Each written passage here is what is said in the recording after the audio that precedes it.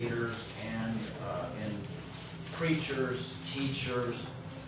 There's a reason that I never have Sandy fill in for me when I'm gone. I do not want to be replaced here. So I know it's selfish and petty, but I am what I am. I just can't pretend to be something better. We are in Numbers chapter 20. You're going to learn about God's grace in the desert. I want to talk to you about the dash. I do a lot of funerals, and pray for me. I'm kind of looking to perhaps change occupations so that I can get a little bit less physical work, and part of it may include kind of dealing with grief and death and those kind of things. But one thing that I find, I look at the headstones. There's some beautiful headstones around the cemeteries in the Magic Valley, and I think I've done probably a funeral at every one of those. One of the things you notice is whenever you see a headstone, first you have the name of the person, and then you've got a date of their birth, and then the date that they died. And for a Christian, that's the date of their physical birth, the date of their spiritual birthday in heaven, when they get into heaven with God. But there's a little dash in between. And one of the challenges, I think, in this life is, what do you do with the dash? What do you do with that moment of time? Compared to eternity, it's a brief moment in time. How do you live that dash in a way that's honoring to God? And God does want us to honor Him with the dash. It's really important to Him, because there's a thing going on. Jesus in John 14, He says, I go to prepare a place for you. And then He talked about coming again to receive us to Himself, so that where He is, we might be also. But not only is He preparing that place in heaven, He's preparing me for that place in heaven. And in other words, I'm not ready for that place. A part of what's going on in my life is the process the theologians would call sanctification. And sanctification is me being set apart from sin to God, or we might think of it as maturity, spiritual maturity, growing in maturity. And as you read through Numbers chapter 20, and this whole section in here, the Israelites have shown their immaturity. So while I was sitting in the sermon, it came to me because I was trying to wrap my head around what is the basic message that's here. And it occurred to me that a lot of their complaints dealt with manna and water, and then it also dealt with their manners, or their incorrigible criticism and thanklessness toward Moses and Aaron, and then indeed God Himself, for the provision that He had given them. But God was telling me it's not about manna, and it's not even about manners, though those two things are vital in the story. It's about maturity. It's about growing up. Growing up's hard. I mean, I was thinking about it this morning, because we have 9 children, and we've watched every one of them go through those stages. And with when you're raising a little puppy, the puppy goes through the puppy stage pretty quickly. It feels like forever, but it goes pretty quickly compared to a child. Children go through an 18-year process of growth and mentorship while you're over them. And as a parent, you watch that process play out so much. And one of the things God has had to consistently teach and reteach me is I'll be watching them, and I'll note some immaturity that's in their life.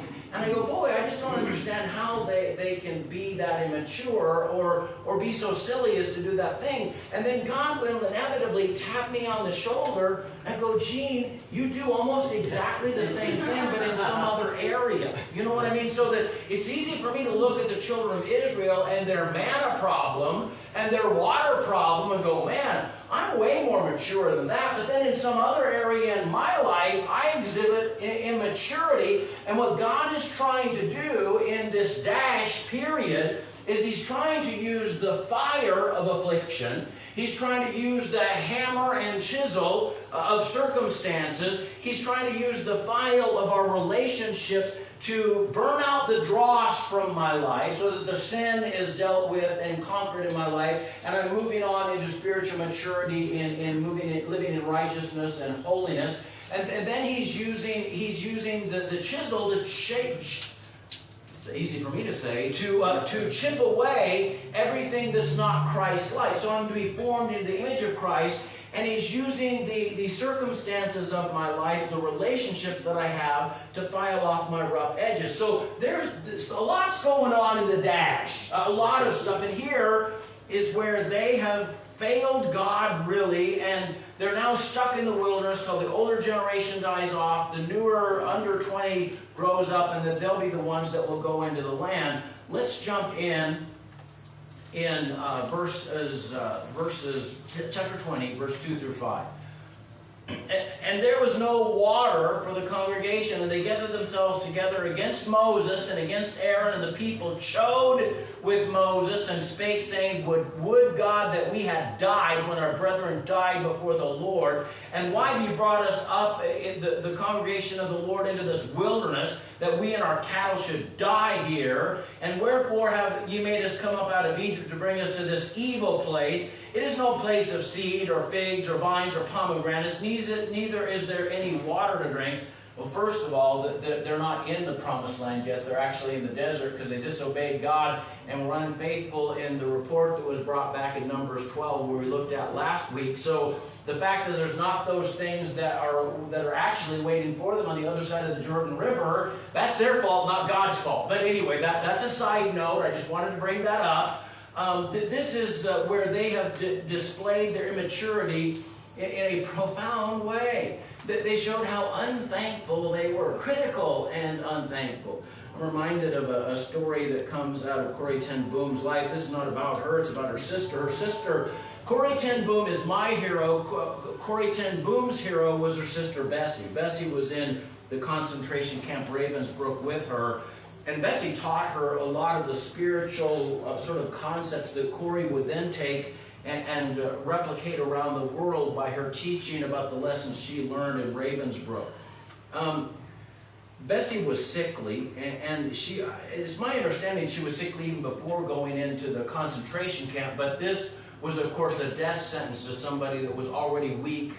And the prisoners, they would feed them a meager ration. I mean, barely enough to keep the physical body alive. And in a lot of cases, they starved to death. The Nazis didn't have to kill them. They literally starved within the barracks. And so Bessie, though, she was incredibly sick, and her health was obviously degrading. And she would see others, though, that were in a worse state than her, and she would have her resources to give to them. And Corrie kind of chastised her about it and said, you need that. And I like Bessie's answer to Corrie. She says, God's love never runs out, even when ours does. And she provided, even though she didn't live through that period in the concentration camp, she had shown God's grace and love to prisoners who were, just ready to die. She demonstrated what God's grace and love looks like in very difficult circumstances. God is calling on us in the midst of the circumstances in which we live to demonstrate God's grace and love even when the world around us is unkind to us. And they will be. Jesus was talking to the disciples, and they kind of, well, let me explain this to you. Joy in your life is your current circumstances minus your expectations.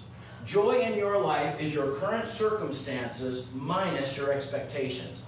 They had an expectation that Jesus would come, restore the kingdom immediately, run out the Romans, they would do all of these things. And so because they had that expectation, there was a lot of times they were upset with the Lord because he didn't do what they wanted him to do. But see, he's the one that's the Lord, the boss, the authority, and not them. So if you've ever watched your kids, one of the things that will happen is you'll be doing an event, you'll go on a vacation, you'll do something, and you're on the vacation, and then you stop at a restaurant, but it wasn't the restaurant the kid had in mind, and so all of a sudden you've got a thing going on, and you're sitting there at the table with your 9 kids, and you're going to have to haul one of them out into the van, and they're going to not be able to eat the food that they didn't want because it wasn't up to their expectations.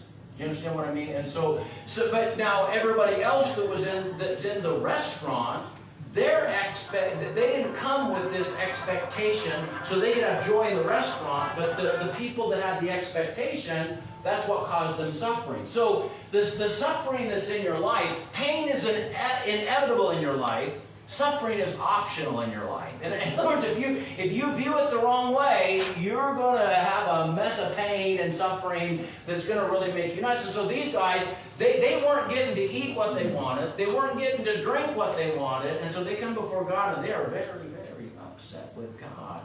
and they are chastising God, chiding God. Unbelief, Spurgeon said, is always complaining. Faith is always thanking. The one thing, even secular psychologists will tell you this, if you want to improve your mental health and you want to do something super simple to do it, you don't got to take medicine, you don't got to go sit in a counselor's office for dozens and dozens of hours. What you do instead is at the end of each day, write down 3 things you're thankful for that day. It's super simple. You write down, and they don't have to be large, massive things like I got to take a trip to Disneyland today. It can be something simple that happened that day, the smile of a friend, you have to see the sunrise. I mean, it can be ultra simple things, but when you develop a spirit of thankfulness, it shifts your perspective and it causes you to be more appreciative of the life that God has granted you. These guys were not appreciative of anything, anytime, anywhere, and sometimes we follow that bad example, and that's not good. So they accused Moses and Aaron of bringing them out of here to die, and they completely distrusted God's leadership. You see it sometimes in natural disasters. Natural disasters bring out the best and the worst in people. Whatever's there, I don't know, it creates the best and the worst in people, but it reveals the best and worst in people. So if there's bad in you, you go through one of these natural disasters, and often you'll respond in the worst possible way. And as a result of that, you make the situation even worse. But if you've noticed, there are always some people in the midst of those situations that just rise up as shining stars and heroes, man. They're going through, they're helping other people, they're making sure people around them are okay, they're sharing, they're doing amazing things. Then you got other people, they're looting stores, you know, they're burning down houses, they're using that as an opportunity. So we need to be careful that we're the right kind of people to not only survive the disasters that will happen around us, but also the right kind of people that God can bless with good things and fruitful things in our lives. A man was driving through the mountains and his car broke down, and it was a blinding snowstorm, and he was stuck. He couldn't get the car started, and he was mad. You know, you've been mad. I think I get more mad at mechanical things than I do people. I don't know why. And I tell you what, your dad probably is that way too. If you ever tried to hold a flashlight for your dad when he's working on a car, oh mercy, sakes alive. It really wasn't you that he was mad at. It was the car that wouldn't work. And so this guy is sitting in the car. He's mad at the car for breaking down. He's mad at himself for taking this obscure route. He's just mad. He's sitting there and the snow's coming down. He's in a blizzard. He's stuck. And he sits there for an hour just being mad, kind of internally chastising himself in his situation. But he sees some lights in the distance, and he realizes he's going to freeze to death if he just sits there. He might want to get up. And so he gets up, gets out, bundles up, walks, and within a matter of probably 30 minutes, he's reached these lights, and he's now at this place. It's a farm. It's a warm farmhouse. They invite him in. They help him make the calls he needs to make. And he realizes he could have been warm earlier had he not sat in his car complaining about a situation. Look, you can either complain or let God do something in the situation, but I tell you, the complaining is just a miserable thing. It'll wreck you. The Bible says, do all things without murmuring and disputing, that you may be blameless and harmless, the sons of God, without rebuke in the midst of a crooked and perverse nation, among whom ye shine as lights in this world. That's Philippians. And if you want to be a light for God in this world, Cayeta say, your complaining mouth. Quit complaining. And that's not that you can't talk about the negative things that are in your life. Look, it's Spanish. I was just thinking this is America. Yeah, I've heard a lot of Hispanic moms say, "Cállate, say, quiet." God wants us to be quiet about that, because you create a culture of complaining when you complain. Have you ever noticed complainers are almost never alone? They'll get in a group and they complain, and then somebody else feels free to complain more. Pretty soon, everybody in the group, wait, I've got my complaint, stop and listen to me. You know, and God's like, maybe you could quit that. You know, and that doesn't mean that you can't talk about the negative things in your life, but who should you talk about them to? Let me make a suggestion. God. So you're through some crisis or difficult time in your life, before you go to the phone, go to the throne. Talk to God. Say, God, I need your help. This situation is a mess. This hurts me in this way. And talk to God. Because really, he's the one that can do something about it. He's the one that can actually affect change. It says the king's heart is in God's hand, and he can direct it like he directs the course of a river. God can move in a situation. Sometimes he'll change the situation. Sometimes he changes me. Sometimes he stills the storm out there. Sometimes he stills the storm in me. And so these Israelites needed to understand that. So under pressure, we respond with complaints rather than trust. And then God's grace provides even when we fail to follow his instructions. These guys, man, if you put, it looks like as you read through their story, if you put a right choice and a wrong choice in front of the children of Israel, they inevitably would pick the wrong choice about 90% of the time. They make bad choices, but then here's what's important about that. We need to learn from their mistakes. So the book of 2 Corinthians says, these were examples for us, these that fell in the wilderness, complained, did all this stuff, so that you and I could learn not to follow that pathway. See, we're all examples. We're all exemplary. Question is, am I a good example or a bad example? Am I living in a way that God will be pleased if others followed in my footsteps? I forget the name of I think it's Bill Keane. He's a comic illustrator, and I think it's Family Circus is the name of the comic. In the Sunday section of it's a one-panel kind of cartoon. And inevitably, multiple times in the comic, he's done this deal where the dad is walking through the snow, and then the little boy is following behind the father, and there's this kind of deal. So if people followed exactly in your footsteps, where would you be leading them? And that's an important question to ask and answer. Because a lot of times the things we go through, whether it's a lack of water or manna or some other need that's in our lives, it's not about you, it's about the people that are following you. So if you make the wrong choice, if you have the wrong attitude, you're going to lead not just yourself the wrong way, but you'll create a cascading effect where others that are following your example, they will walk that wrong way too. And I gotta think that's probably not well-pleasing to our Father in heaven. So let's read through their God's grace provides even when we fail to follow his instructions. This is Numbers 20, 6 through 11. And Moses and Aaron went from the presence of the assembly unto the door of the tabernacle of the congregation, and they fell upon their faces. And the glory of the Lord appeared unto them, and the Lord spake unto Moses, saying, Take the rod, and gather thou the assembly together, thou and Aaron thy brother, and speak ye unto the rock. Notice that, speak to the rock. He doesn't say hit it, he says speak to it. In an earlier account, in an earlier incident, he said strike it. He doesn't say that here, but you need to know that. Before their eyes, and they shall give forth his water, and thou shalt bring forth to them water out of the rock. So thou shalt give the congregation, and there be drink. And Moses took the rod from before the Lord, as he commanded him. And Moses and Aaron gathered the congregation together before the rock, and he said unto them, Hear now, ye rebels, must we fetch water out of the rock? And Moses lifted up his hand, and with the rod he smote the rock twice, and the water came out abundantly, and the congregation drank, and their beasts also.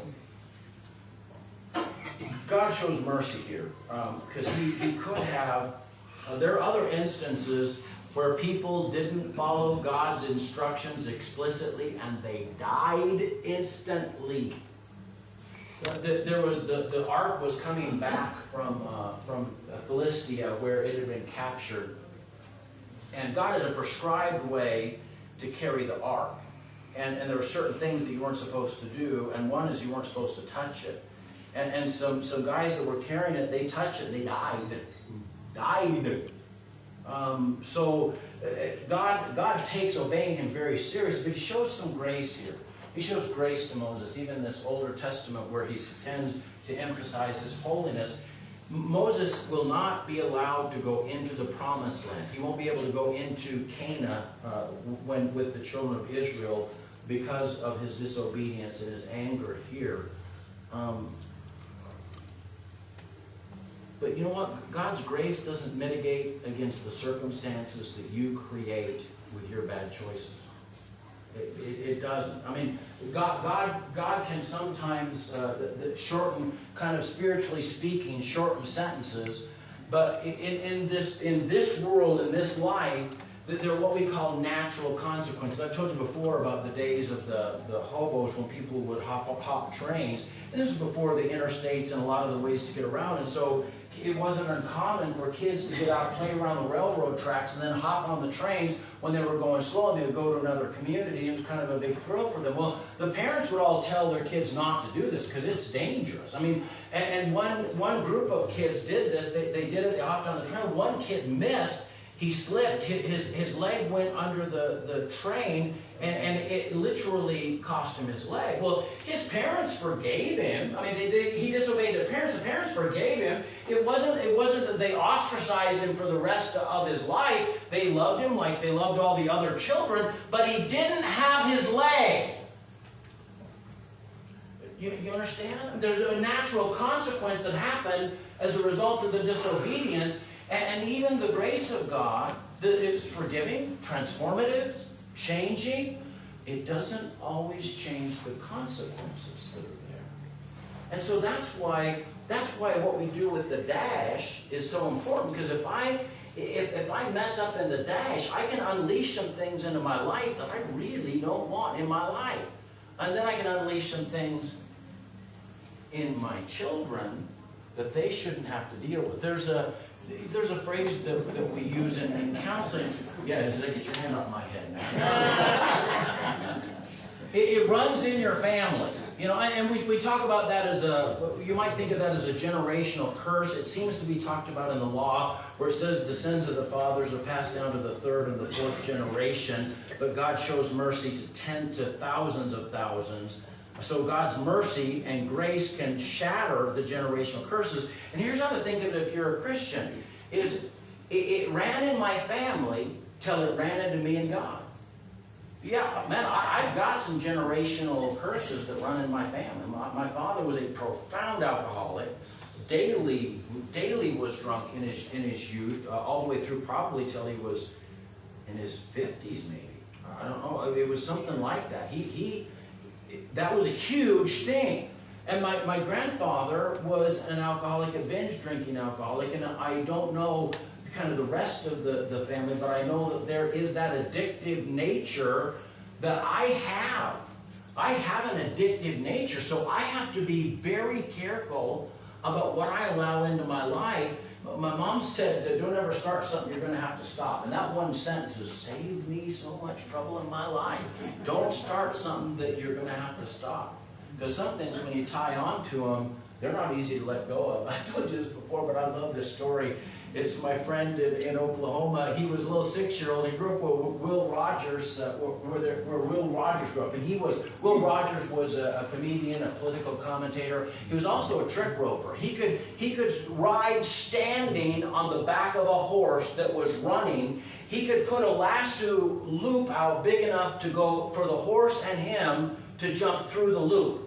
Well, that's pretty good. And so every little kid in Oklahoma, and particularly that area, wanted to be a little Will Rogers. They wanted to be able to do that. And so every little kid got a little rope, and they practiced rope and stuff. And he said he saw a large steer out in the field, and he thought, I need to rope that steer. I bet I can rope it. And so he sneaks up on it.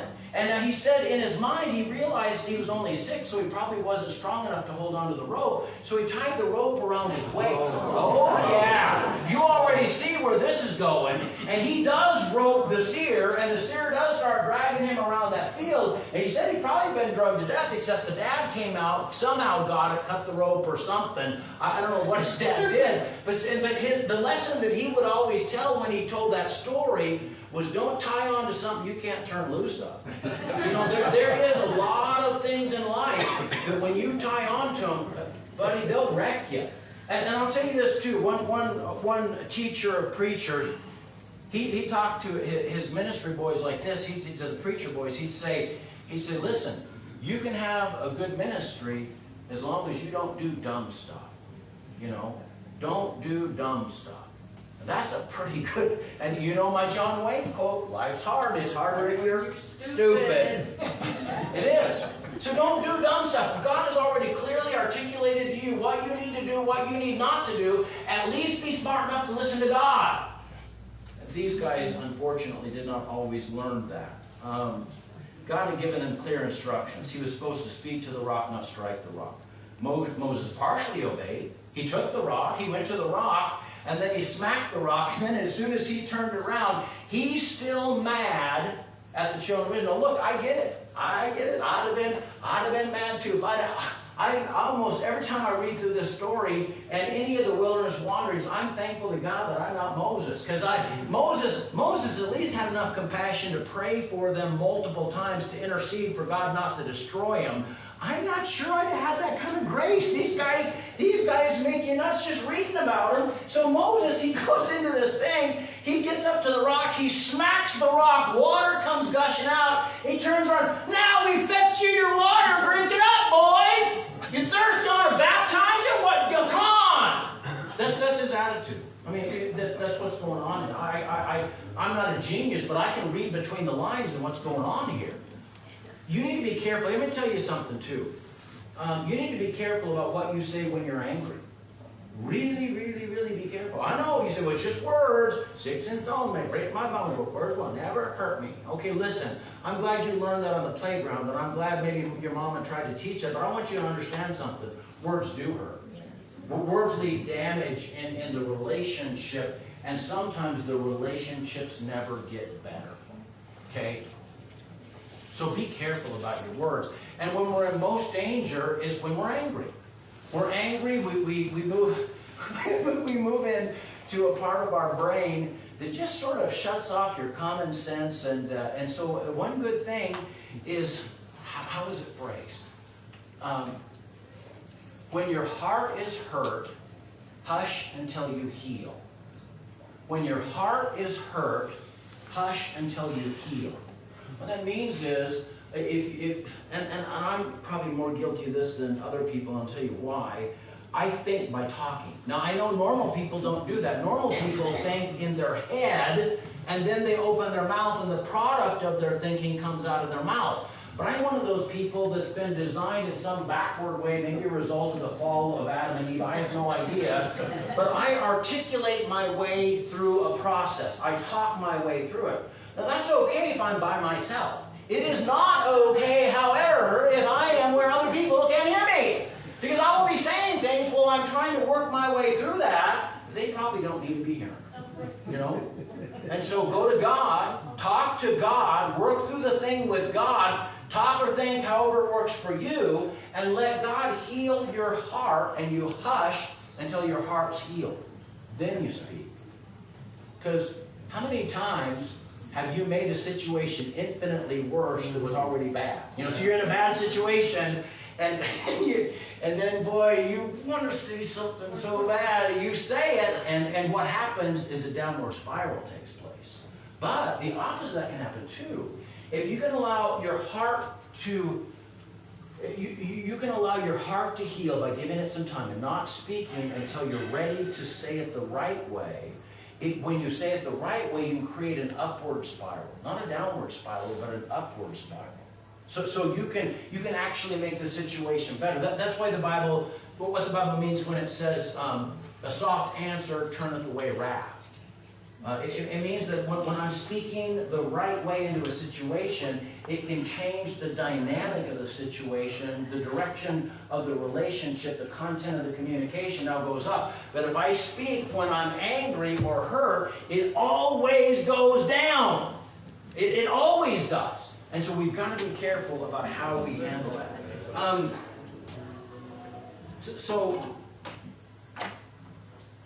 And plus, another thing too, well, let's get to this other thing.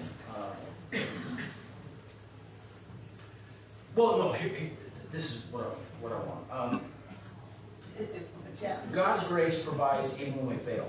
Sandy, as I told you before, Sandy likes somebody murders their husband show. She does a lot of it. Notes, copious notes, records the special episodes. It's wonderful. And suspiciously the other day, she was asking me about my life insurance. So I'm like, I do not know if I want to answer this question. I feel awkward. I feel awkward about it. I'm just not sure. But another thing that she likes is she likes medical programs. She likes the intensity of the emergency room, and I think she'd probably been a doctor, and she wanted to go to medical school. She loves that stuff. And in two of the different programs that she watched, I was trying to find out the name, and we couldn't remember last night, but in two of the programs, they had one, the surgeon was like an emergency surgeon, but he was addicted to drugs. And then a situation came up where he's under the influence of drugs and he had to do surgery. And the other one, I want to say it was alcohol, but there was something else that was impairing this individual's ability to actually affect the surgery. And in both of the, well, in one case, the person lived. In the other case, I think the person died, because the theme of that show is everybody that comes to Chicago Med dies or something. I don't remember. But it was like, wasn't that the one? Yeah. And but the other one, it had a happier spin, so the person lives through it. But ultimately, there's these consequences that take place where the person is restricted from doing surgery, or they lose their medical license, or whatever it is. So even though some good came out of the situation this person lived, the surgeon still was culpable for doing a wrong thing that could have endangered or perhaps even cost the life of the individual he was doing surgery on. I mean, look, even surgery under the best of circumstances can be dicey. You know that if you go in and say you're going to have like a leg amputated, they will write on the leg that they want to amputate. But I know that sounds crazy, but you're like, what? Because that's happened before. Okay, so we need to understand that. So God's grace forgives, saves, transforms, changes. A beautiful thing. But there are sometimes still natural consequences that people go through, and God provides grace. And then impatience with God's provision leads to resentment. And in Numbers 21, 4 and 5, and they journeyed from Mount Hor by the way of the Red Sea and compassed the land of Edom, and the soul of the people was made discouraged because of the way, and the people spake against God. You'd have thought they'd have learned before. They spake against God and Moses, saying, Wherefore have you brought us out of Egypt to die in the wilderness? For there is no bread, neither is there any water, and our soul loathes this light bread. You need to be careful. God will provide manna for them for 4 decades. It was what they needed to keep them alive. You literally, if you look at this area, if you were to kind of be dropped down as a paratrooper in the middle of it, you couldn't sustain 1 million plus people by the natural resources. You couldn't. It couldn't happen. But God does something supernatural, where He delivers them food supernaturally. But it's not what we want something different. I don't like this light bread you've given me. And one of the things that part of the maturity in the dash is this: God reserves the right to give me what I need, not always what I want. God reserves the right to give me what I need, not just what I want. And sometimes, back to that expectation thing, once I develop the expectation, I walk onto the expectation, it has to be this way, and if it's not this way, then I'm messed up. And God wants to sort of pound that out of me and get me not to do that anymore. So the Israelites, they had taken this long route around Edom, and it intensified their impatience. They became so impatient, they resented God's provision of manna, calling it light bread. I'm not sure, in their situation, they've already been barred from the promised land. They already know that everybody over 20 is going to die in the wilderness. They already have been in a situation where God has to supernaturally provide water out of a rock twice in their wanderings. And you go, I don't think you should be saying that. I mean, that doesn't seem like a good idea to me. But here they are complaining, and a part of what they're doing is something that we do. Okay, here you go. Listen up. How about the good old days? That's what they were doing here. They were good old days back when they were slaves in Egypt. But when Pharaoh decided to make them grow their own straw to make the bricks, to build the pyramids or whatever they were building with it, that was the good old days to them. Those are the good old days, man. Hey, remember the good old days? I'll tell you, sometimes as a pastor, we had testimony service. Those are great. I love them. But I tell you, there were some people who would abuse the testimony service, and that may be why they don't have them as much anymore. But what the person would do is they would stand up, and I'm not picking on anybody, but they would go, well, I remember back in the day when I used to drink and chase women, and boy, was that fun, you know, kind of. And they had that kind of an idea, you know, that they would make their past life glorified, so it sounded like a good time. Those weren't the good old days. Those were the days that were taking you to hell. Do you understand what I mean? This is the good old days when you've been delivered from that nonsense. You're not doing it anymore. God's transformed you. Those aren't the good old days. No, I'm not saying there's not good in the past. There is good in the past. But if you idolize that, if you think that's the only thing and you think it's only good, you're not looking at the past accurately. You're just not. And in fact, God wants my present and my future to be where I'm growing. I'm going from grace to grace. I'm becoming more and more mature. I'm becoming more settled and peaceful and loving and kind. And I'm becoming what He wants me to be. I know we got to go. We are, I promise. A wealthy businessman, he lost everything in a stock crash. He lost his mansion. He lost his business. He lost his fancy cars. He lost everything. And he had a friend. He was a poor friend, but the poor friend lived in an apartment, a small apartment above a restaurant. He got his wealthy friend a job in the restaurant and gave him free lodging. He could stay with him and free food. Well, this rich guy initially he was thrilled with him. He's like, man, he doesn't live on the street. He gets food. He's got a job. He's got something he can do. But over time, he got to chewing on what had happened to him and how far he'd fallen from this mansion now to his apartment, from eating whatever kind of food he wanted to eat and sort of scraps from the restaurant. And he started getting bitter and critical and complaining about, and what he wasn't realizing is if he not had this friend, he'd be homeless and hungry. We need to be careful that we don't treat God like that rich guy treated his friend. That's not a good thing. Let's pray. Mighty Father God, I thank you that you have done so much in our lives. God, you have walked in my life in supernatural ways, providing for me and for my family. God, you brought me from a place where we had an outhouse for our plumbing to a place where we have multiple bathrooms. God, that's a beautiful thing. We have a pantry of food. We have running water. We have heat in the winter, cooling in the summer. God, you have been so unspeakably good to me and my family. And we want to return thanks to you.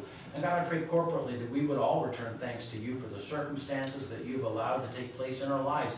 Even the uncomfortable ones that transform us. Even the difficult ones that are chastisement and correcting and directing us towards the right path. Help us to live the dash appropriately.